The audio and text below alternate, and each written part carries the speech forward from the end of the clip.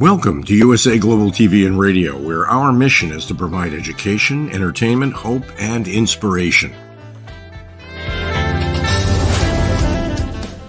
USA Global TV and Radio connects you with experts and audiences all around the world every single day to help you succeed in business and to live a richer life. Visit us at usaglobaltv.com to learn about career and life-changing training and mentoring programs like the Listening Mentor. Subscribe to our newsletter to stay informed about our special programs and offers. Discover how you can become a guest on one of our shows or a host or producer of a USA Global TV and Radio show of your very own. That's USA Global TV and Radio, where the doctor is always in.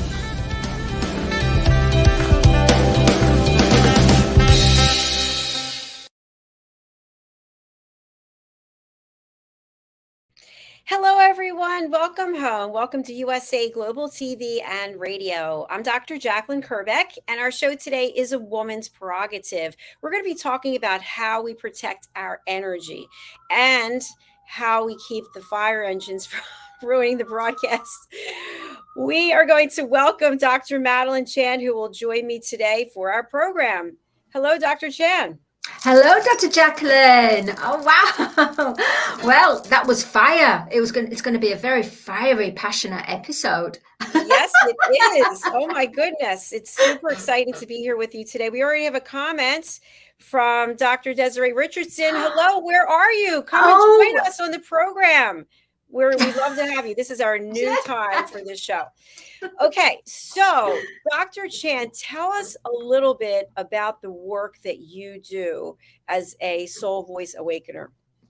As a soul voice awakener. All right. So, Dr. Jacalyn, I regard myself a creative heart awakened, meaning I have many experiences in singing, performance, writing songs, writing books, and writing educational content as well.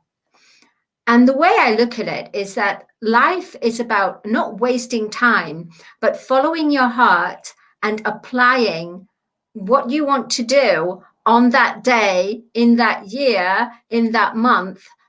And that's what I do. I love to sing. I love to write.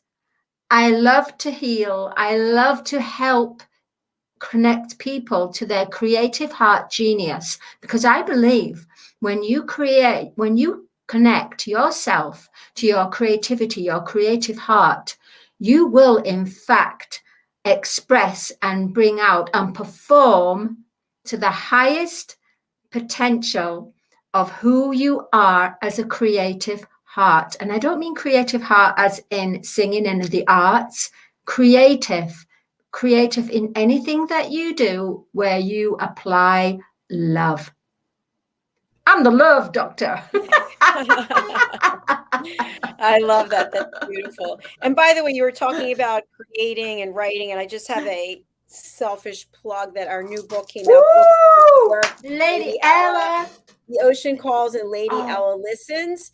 And we'd love to have you pick up a copy over on Amazon. This is the fourth book in our series. And I have to just say that I was at a function yesterday with people I never met before. I had the books with me and sold some right on the spot. And people said that they're absolutely beautiful and these should be in every school. So if you're out there, you have anything to do with school systems, or if you are a parent and you want to pick up these books, they're all about how to listen at an elevated level, as well as another lesson. So for this one, it's about ocean pollution. You can go over to Amazon and just Google either of our names. It's a great story as well. It is. It's so much fun. It helps nice the children from people who have children. So yes. Dr. Chan, in talking with you today about the topic and the work that you do, it's very easy when you're working with other people to have your energy literally zapped out of you because you're giving and giving and giving. And I know that you have this feeling quite often because you are someone who feels things that other people don't feel and hears things and sees things at a whole different level. So give us a little bit of how you protect your energy. How I protect my energy, let me just take it back a little bit in the way that in a 3D perspective, in real time reality, what I used to do, I used to drink a lot and sleep around a lot. Now, the thing is, if you sleep around, then not only can you contract certain diseases, which is a manifestation, it will manifest, but also there's the hidden part of the energy, which what it does, you end up picking up everybody else's energy. So the person you slept with, the person they slept with, and it all conjures up into the one person, which was me. And it really leaves you absolutely, it leaves you ill. It leaves you where you don't know who you are anymore. You don't feel like you're in your own body anymore. So it's important, when I started waking up, to protect my energy, I started to think of myself as this sacred temple. And this sacred temple, only the chosen ones with the golden key are allowed to come in, and they've got to get the code. They've got to crack the code. Otherwise, they're not coming in. That's how I protect my energy, as far as, which is really important. It's very vital, especially to the younger generation right now, who just seem so lost and drinking and sleeping around and everything. And they don't realize that the amount of how damaging it actually is to the auric field, the auric energy. Thank you for your transparency and for being so candid with us. So when you were in this other mindset, when you were in this other energy, would you say that you felt it was a lower vibrational energy? Yes, it was the drink. The drink obviously was the catalyst. It was something that I felt within myself where I felt low self-esteem. Therefore, the drink amplified that low self-esteem and almost put a mask on me, where I became absolutely desirable to anything and anyone. And I would give myself to anything and anyone at the end of the night. So it was definitely a low vibration, but I didn't realize that. You don't realize it's a low vibration because while you're in it, you don't. It's only when you remove yourself, you detach yourself from it. That's when you realize, oh my gosh, what was I doing? Oh my gosh, I can't believe I did that. What on earth made me do this? And I was very blessed in the way that I could have caught some serious diseases. Now, Dr. Chan, this is a very heavy topic we're talking about today, so I appreciate you going here with me. So this happens in different ways to all of us. And we step back and go, what was I possibly thinking? And then I know for myself, there's a period of when you're in it doing whatever, you're not aware of how it's impacting you. And then you're out of it. And then between the being in it and being out of it, there's still this gap. And the gap, you start reliving it. You start panicking. You start having feelings of fear and negativity. And then at some point, you snap out of it and you move forward. But what about for people who are in that middle period? What suggestions, if you remember back, did you go through that where you reflected and you started kind of hating yourself or looking at who was that Madalene? Who was that person? And how did I get to be that person? And how am I going to keep myself from going back to being that person? I love what you've brought up here, Dr. Jacalyn. Absolutely. Sorry, there's a bit of hair.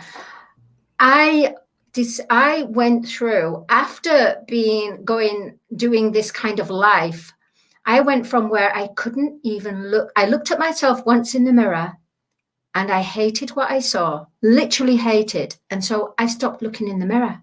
I didn't even look at myself. I didn't even make myself look good. I didn't wear makeup. I didn't even, where you normally put your perfume and your lotions on and personify your beauty. I did not want to know about beauty at all. And I actually removed myself from the work of being a singer and a performer and a writer. And I went to be a teacher, where I was looking for the confidence in my students. So how can I say, I transferred the pain. Even though I was feeling the pain, I couldn't look in the mirror, and I wore dowdy clothes. I mean, you wouldn't even recognize me. And then I went to teach, not having the attention, but putting the attention on the students, on my students. So that's how I eventually got myself removed, detached completely, and wasn't the center of attention, became the teacher. I love that. Thank you. And during that time, did you feel that you needed to tell everyone, or as many people as possible, about where you had been, because you still were harboring some kind of guilt about it? Honestly, I didn't tell anyone. Wow. Apart but here you are from today. Sorry, my hair. Apart from my the guy that I lived 5 years, where I was making the transition, and bless him, he said, you need to come away from all this life and come and live with me on an island. So I thought, wow, what a great opportunity. Go live on Gozo, which is not the party island, but it's still, you know, it's a beautiful, lush with the seas, and a beautiful place, beautiful people, more village, beautiful place, village life, and where I took up education. So what replaced it was not singing anymore, not doing any kind of, apart from teaching. And he was a teacher, a professor as well. Well, I wasn't a professor then, but how we magnetized to each other. He was right for me, I was right for him at that time for me to make the transition. However, he also had certain lower traits and certain low self-esteem as well. So we helped each other. But then when I started to really heal, that's when we had a conflict, because I wanted to bring back my creative heart. And that was the conflict, because logic, education, creativity, heart, conflict. And that's when it was time for us to, the lesson has been learned. We can no longer grow anymore together. We have to part ways.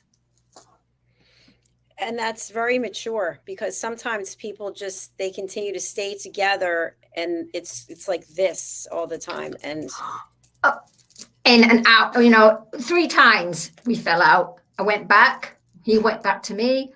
What do you call that when you? Craziness. The in-between stage of craziness, and your energy gets affected. It really does.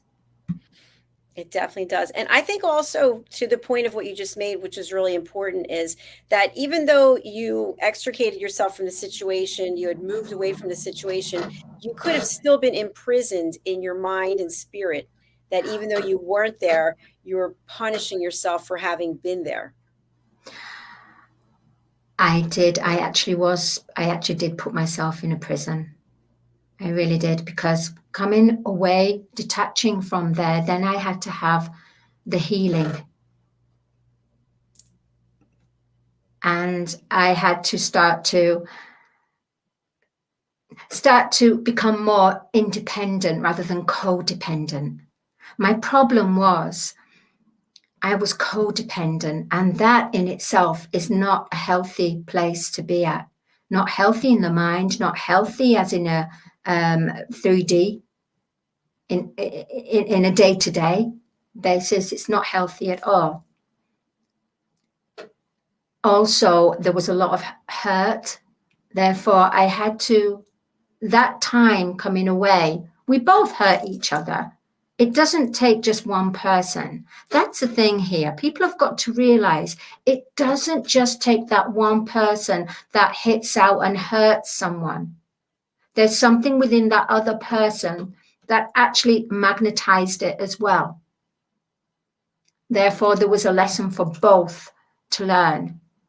How I protect my energy, though, what it made me realize was I'm not going to sleep around anymore, because I felt I was worth more. So that last, how can I say, jolt, that experience that I came to, the final nail in the coffin, basically, in a phrase, it woke me up and made me realize that I am worth more. I am not one of these people that will just sleep with someone or go out with someone because, hey, I'm over the age, or I'm aging and I should be with somebody. Like, I get a lot of pressure sometimes from family, but I don't cower to that. And I think that's what's important. You have to protect your energy. Otherwise, you'll end up being miserable. You'll end up being in a relationship you don't want to be in. That's so true. And I love, again, how brave you are sharing all of this. And I just had a conversation with somebody the last couple of days about being in relationships. And I was with a bunch of single people yesterday who were all kind of desperate to meet someone. And I have no interest in meeting someone. So I was having a conversation with them. And the truth is, there are certain things in life that I feel that I've earned an A, or even an A+. But when it comes to relationships with men, it's a definite F. It's a definite failure. And at the center of the failure is me. So there's something in me that is broken or needs to be healed or fixed. And so I don't choose to put myself there anymore, because by not being in a relationship, I can be an A and I can feel like an A. But knowing that if I get into a relationship, the likelihood of it being successful as I am today, it's probably going to fail. So why would I want to be a failure? I absolutely agree with you there. I feel exactly the same, Dr. Jacalyn. I really do. For me, I'm scared to go back into a relationship. And will that person take something from me, or will I lose part of myself? If I've worked, like you've worked so much on yourself, you are an A. You're an Amazonian goddess. You really are an A. And it would take someone really special to understand where you are now and how you've grown, how your mind and your heart and your passion and your ambition, they would have to completely support you 100%. But at the same time, they don't have to adore you. You don't want someone to adore you, but you want someone to, so each time you support your partner, they support you. Because it won't be that each partner will have that grandeur success at the same time. It's like this. But the whole point is about supporting and not feeling the imposter syndrome, not feeling left out. And I totally agree with you. I'm scared beyond, I don't know, but I really am, because I've had a lot of failed relationships. I really have. I mean, I've had some great times as well, but some real horrible, horrific times too. And I like this space that I'm at.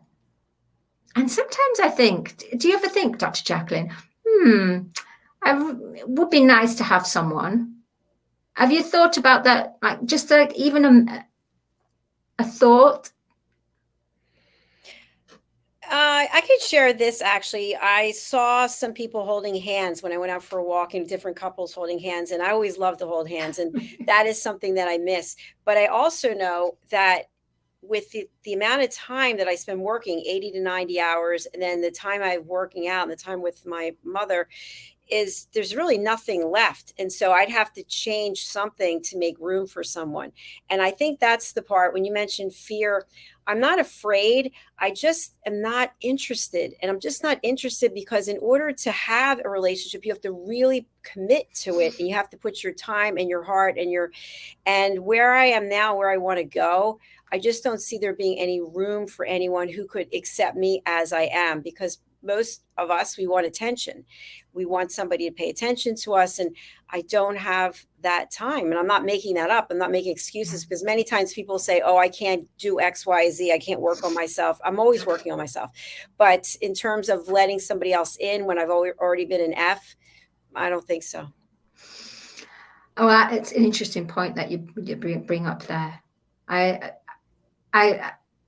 It's really difficult. It's a difficult situation. It really is, because you would lose yourself. But if you have what you call a soulmate, the soulmates are there where there's no mess, there's no lesson.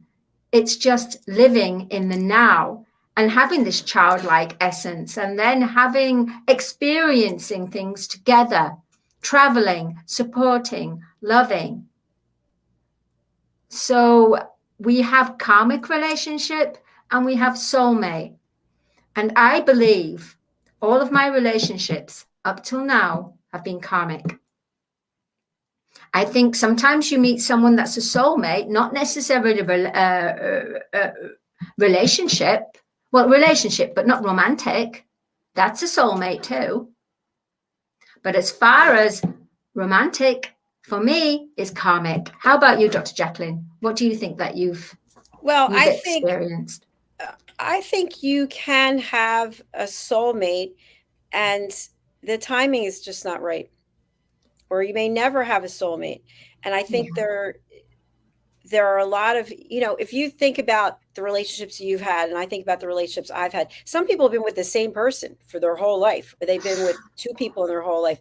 And so when you have more relationships and you have more experience, that could be the equivalent of 100 years. Yeah. And that's soulmate. That's actually, you're right. I'll take that back. You're absolutely right. Yeah. Because how about, was it baby boomers? Is it the baby boomers era? Yes. They tend to stay together no matter what. They worked at it. They protected their marriage. They protected the vows they took at all costs. Now I have to disagree with you, because I'm a baby boomer and no, you're not a baby boomer. Yes, really? 60. Yes. Well, you don't look it. You don't look it. Oh. Well, thank you. So are there I can't even say that, because I know many people who are baby boomers who are divorced. So I don't know. I don't know that it matters. Maybe you're thinking of traditionalists, the oldest generation. Traditionalists. Yes. That could be it. But anyway, I think the point is that you're aware of what you need to protect your energy, and I'm aware of what I need to protect my energy. And that doesn't involve being in a relationship, a romantic relationship at the moment. I wanted to ask you something else on a completely different level. When you have an idea of your business or a project, not legally, but how do you protect your energy? How do I protect my energy? Well, I do a lot of walking, and I usually walk twice a day, and I come up with a lot of great ideas. I think they're great ideas. And then I immediately want to go and implement them. And so, for example, with the books, right? When we first started this journey on the books, that was something that just had to be put out there as soon as possible, because I felt, and I know you feel this way, Mariska does, that helping children learn how to listen is really important. So my goal was not protecting my energy so much, but protecting the ideas. And getting the books published so that they could get into the hands of parents and people reading to children. Does that make sense? Yes, yes, it does. So from a business structure, organizational skills, legally as well, protect Yes. But in terms of energy, to answer your question, what I've gone from, I've had a huge change in my life. I used to be needing people's approval. So if I had an idea when I was in corporate, I had a lot of things that I did as side jobs, side gigs, because I was always interested in learning new things. And, you know, for example, I worked as a makeup artist, and I know you know that I worked on the side as a makeup artist for a number of major brands, and I loved it. But I got a lot of flack at home because my dad couldn't understand how I could have a doctorate and be working in a full-time career, doing really well, and then working at night and on the weekend doing makeovers for $10 an hour. And it wasn't about the money. It was about the experience. It was about the creative side of being able to help somebody feel better by helping them with their image. So that's what it was about. Everything I've done is always because I wanted to learn something new. It doesn't mean that it was permanent, but today I don't run my ideas by anyone. I just implement them, and then I'll tell people after the fact, because I don't need somebody's approval to do what it is. Now, if it's making a business decision or financial decision, I'll consult with experts, but you know, otherwise I don't sit there and say, well, I'm thinking of doing this. What do you think? Because people are at 50% yes or no. It doesn't matter. So if I think it's a good thing, I want to try it and see. And if it doesn't work out, like other things haven't worked out, it's a learning. What do you think? I think that's wonderful. I think it's amazing the way that you have a template. You've actually built a template of how you work and protect your creations, your projects. Yeah, I'll give you an example.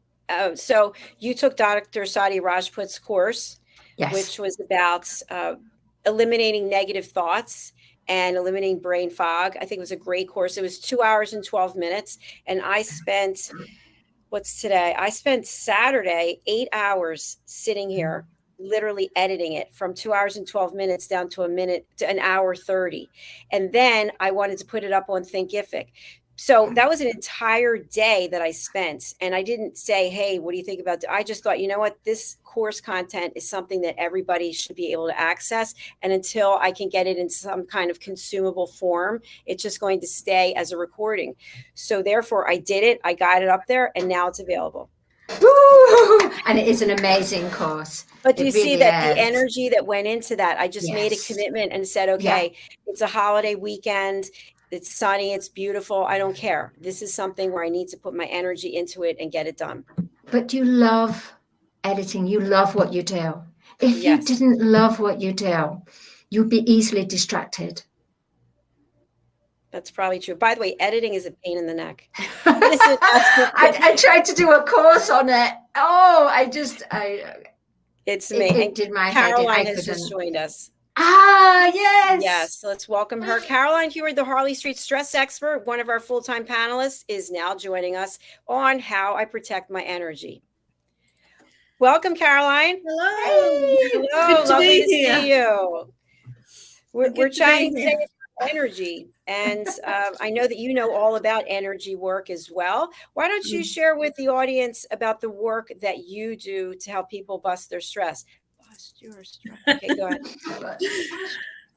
What I do is, and it's a really, really simple process. I identify the root cause of their physical, emotional, mental, or behavioral ache and pain. So it is whatever is going on for them, I identify the root cause. And it literally obliterates it, and they feel significantly better and get an incredible night's sleep, and that the complaint goes away. Thank you, Caroline. You have a big smile on your face. Yeah, nice. You do actually. Beautiful, beaming. You're beaming. Well, we're talking about energy, aren't we? So yes, that was definitely some interesting energy. So Dr. Chan and I were talking about, and you can weigh in on this as well. We'd love to hear it. So we're all single. And Dr. Chan and I have shared publicly that neither of us is interested in meeting anyone at this point in time because we're protecting our energy, and our energy is being focused somewhere. Where would you say that you are on the interest in meeting someone and your energy? Ooh, that's a real loaded question. I'm open when the time's right. And at the moment, I'm very busy with doing things within my new home. So it's a challenging time for me to split my energy in terms of my home and doing something in terms of forwarding a relationship right at this minute. And I appreciate that. You know what's interesting is you're talking really fast. It's funny. What's interesting is I can remember various times in my life when I was in relationships and I just didn't get it. And the guy would be like, you don't understand. I don't have any more time to give because I'm doing X, Y, and Z. And I'd be like, you can make time. You're just saying that. You don't care about blah, blah, blah, blah, blah. And now being on the other side of it, I actually get it. But back then I didn't. I used to hear friends say, I can't make it tonight, I'm washing my hair. And I used to think that was like a lame excuse. But now I really understand why people say that. It's because what they're genuinely saying is, I'm going to take the night out to do things that I need to do, like a pampering, a woman time, to kind of do the nails, do the hair. And I really get it now. And I didn't used to get it before. And now I probably take much longer because I'm not racing through everything and have a bit more of a beauty regime. And so I do get how you could say, I'm sorry, I can't make it tonight. I'm doing my hair. No, I get that as well. The excuses. This show could be called The Excuse. No, but I feel like it's an awakening of sorts, and yesterday I shared that I went to a party, and I've been to a party in I don't know how many years, but there are plenty of good looking single people there. And I just kept thinking to myself, I have to get out of here. I have so much work I have to do. Like, that's what I was thinking. And it's not like I was regretting it. I was thinking, no, I'm excited. I have work that I need to do, and I'm excited to get to it. But in the meantime, I could have been walking around passing out business cards, getting people to know, hey, this is what I do. What is it that you do? And bringing more people to the platform. But that wasn't a priority. Well, wherever your energy is, wherever your focus is, your energy is. And so it's important to be in the right energy for where you are. So if I'm in an energy of, say, for instance, paperwork and doing my accounts, I'm not in the right energy at that moment to speak to a client. And so energetically, we are all frequency, we are all energy. And if I'm in the bookkeeping paperwork energy, then I don't generally get calls because I'm not in the right frequency to attract and deal with a client inquiry. That makes a lot of sense. That's an interesting concept. That's really interesting. Yeah, I love that, actually, Caroline. Caroline and Dr. Chan and I spoke on this already. I'd love to hear what you have to say. You work with people all the time, and they're sharing what it is that is bothering them, where the pain is, or what they need to have you bust their stress about. How do you keep from becoming a complete and total mess by giving your energy away to the client? Oh, well, that's the secret, because I don't give my energy away. I'm in a space where I'm listening and helping the client, and the energy is over there. So what I'm picking up is not in my space, and I'm seeing and hearing what is going on for the client without taking it on. And a lot of therapists and consultants, they've not been taught how to see, feel over there without taking on somebody else's stuff. And so, yes, it's a skill. And I'm very proud to say that the training that I've had and the people that worked with me always informed us that it's right to feel, just not right to feel it on us and take it on to let us drain, because we can't be any help to the person if we take on their stuff. It's very true. And it's an important lesson to learn. I know when I first started coaching, there were times when I was literally sobbing. Or even times when I was hosting a TV show and the guest was crying and I could feel myself, I was going to fall apart. And finally I said to myself, you are the professional. You are here to bring value and you need to get your emotions under control, because otherwise you're not able to help anyone. And as hard as it's difficult, because when you lead with your heart, you feel it. But when you're being paid to do a job, or when you're in the public domain, you have to find a way to release that energy and focus on the work, the mission. It's there's a very simple way of connecting through emotion without feeling it too greatly, so you can connect and you can feel, because it's important to have that energetic connection. And then it's important to keep your energy clear in order to be able to help them. So it's completely okay to feel if they're feeling emotional. I've had, that I can feel, because I actually say to them, I feel your emotion. I can feel where you are, which is a good skill to have without taking it all on, because then you're much more appropriate to handle what they need.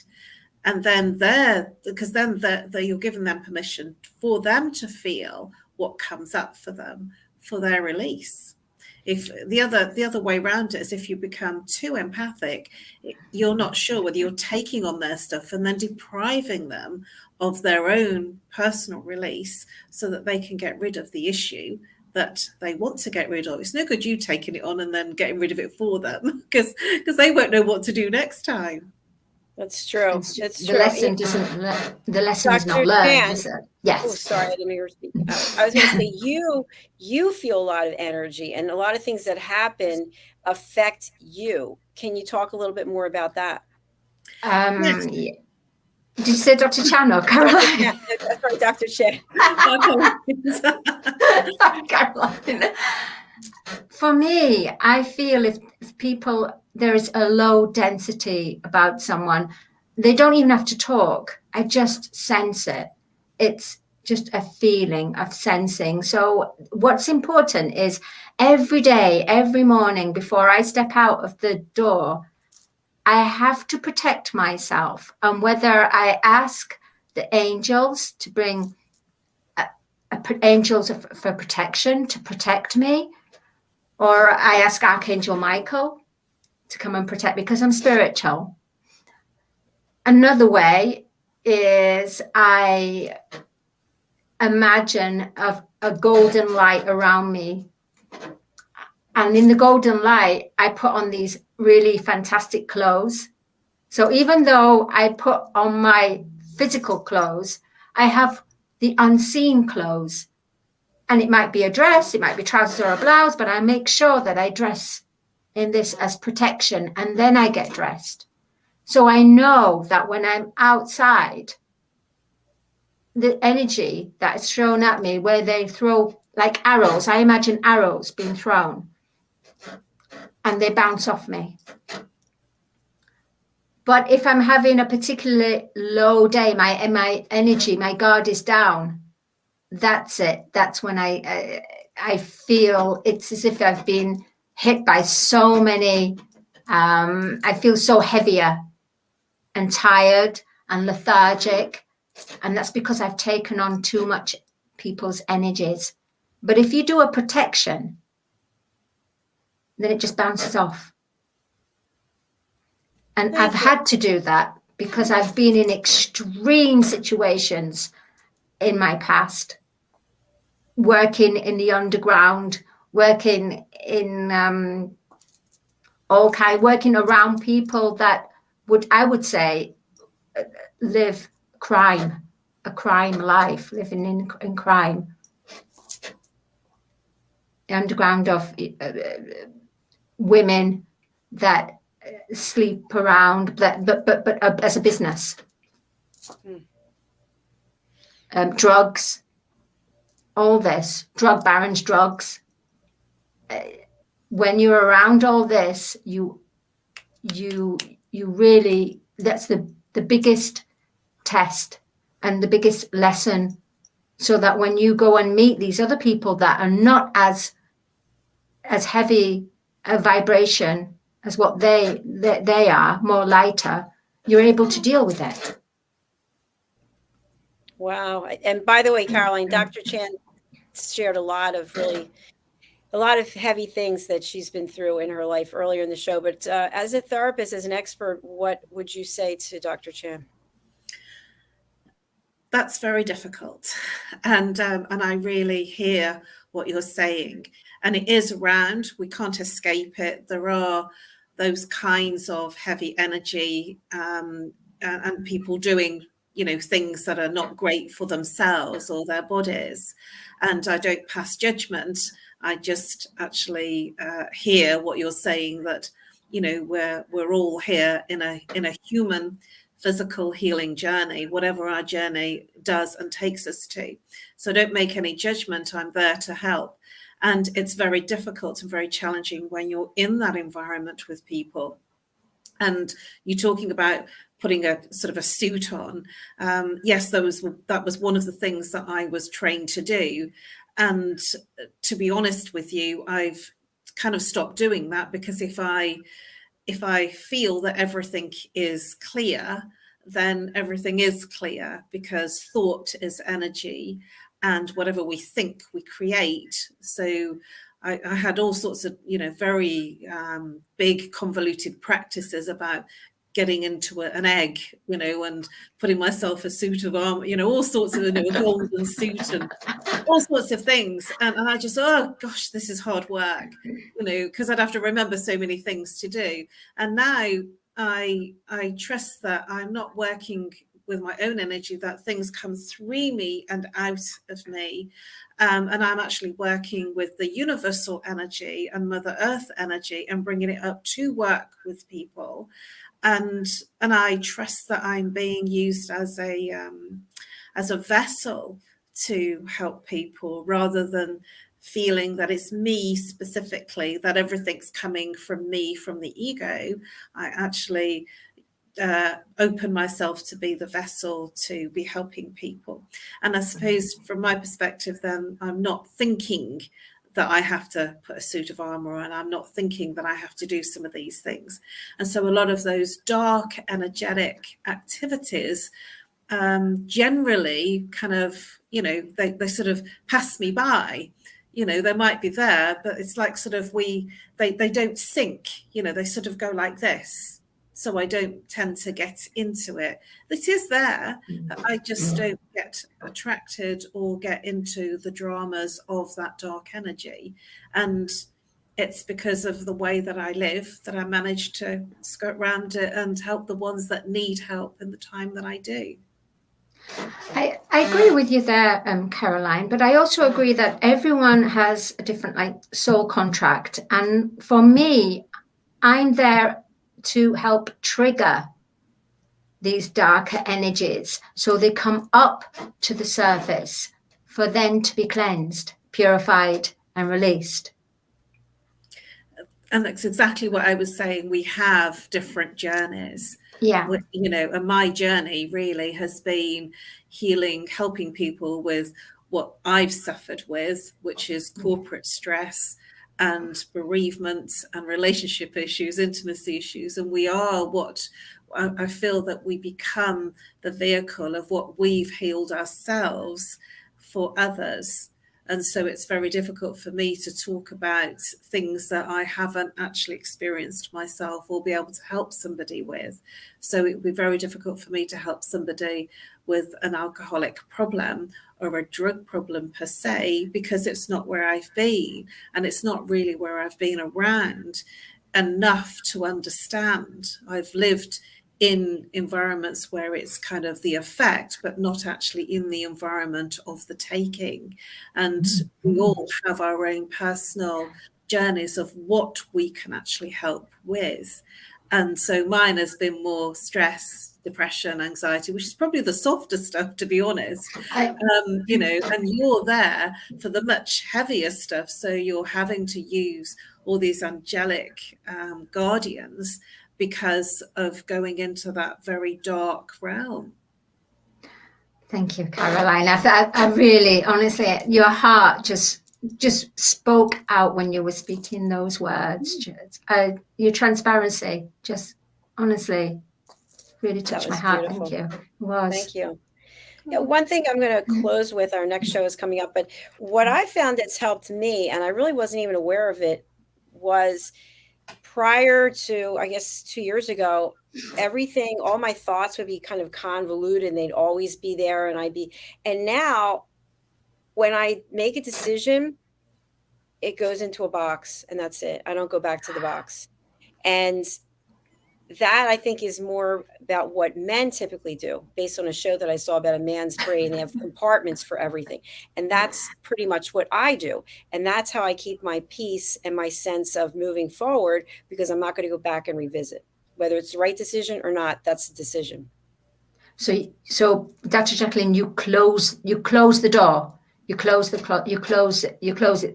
If you think of it like a wardrobe with the drawers, you close it and you never open it again. You never reactivate it. No, I put the time in to make the decision about it.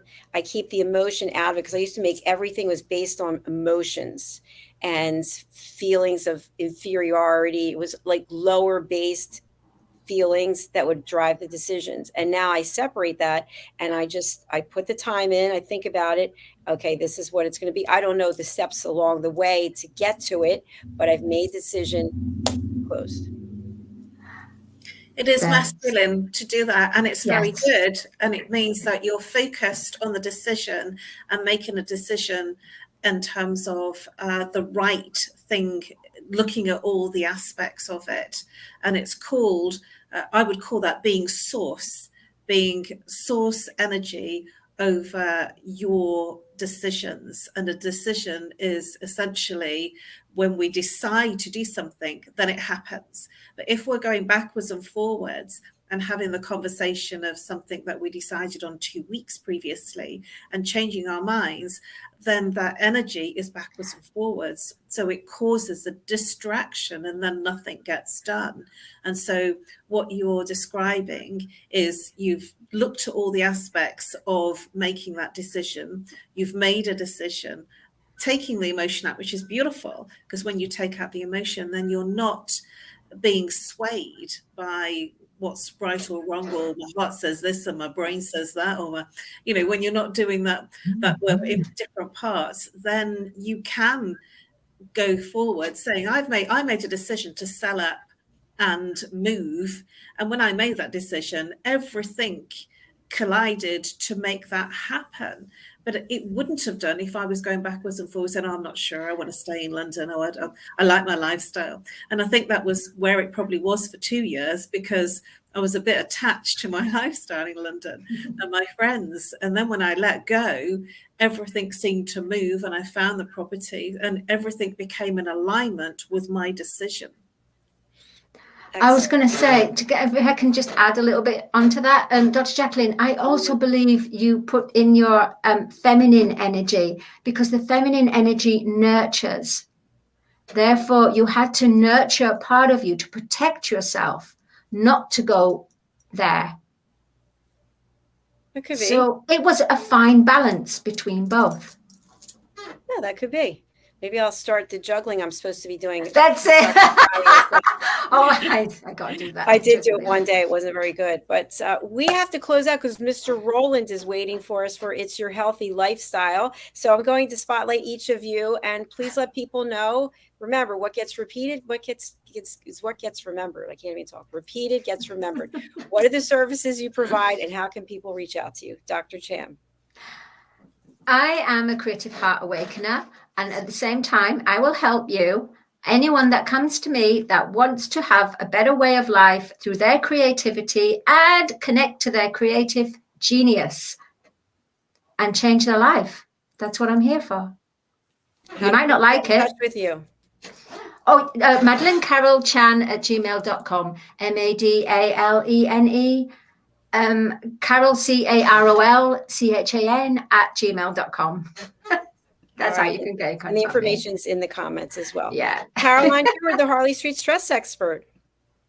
I help you literally bust your stress. So if you are one of those kinds of people that turn around and say, I'm not stressed, I would ask you to say, what are you complaining about? Because whatever you're complaining about is your stress, whether it's your relationship, whether it's sadness, loneliness, heartache, whether it's physical, emotional ache and pain, whether it's just that you don't sleep, whether you feel stressed all the time and you're saying that you're feeling stressed, or whether you ache and pain, neck pain, back pain.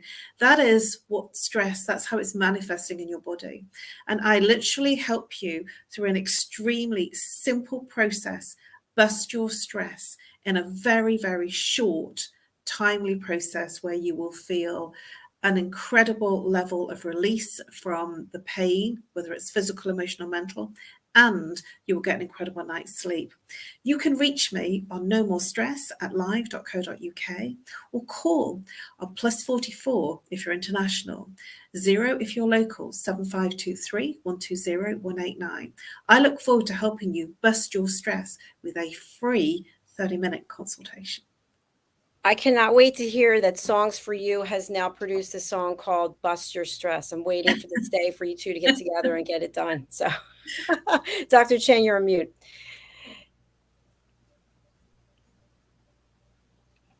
As I say, it has to happen. It's got to happen. Bust your stress. Bust your stress. All right. We are busting out of here and coming back with It's Your Healthy Lifestyle. So thank you so much for joining us. We look forward to seeing you there. Please subscribe to our YouTube channel, which is USA Global TV and Radio. Bye, everyone. Bye. Bye, Dr. Jacalyn. Bye, Caroline. Bye, everybody. Bye.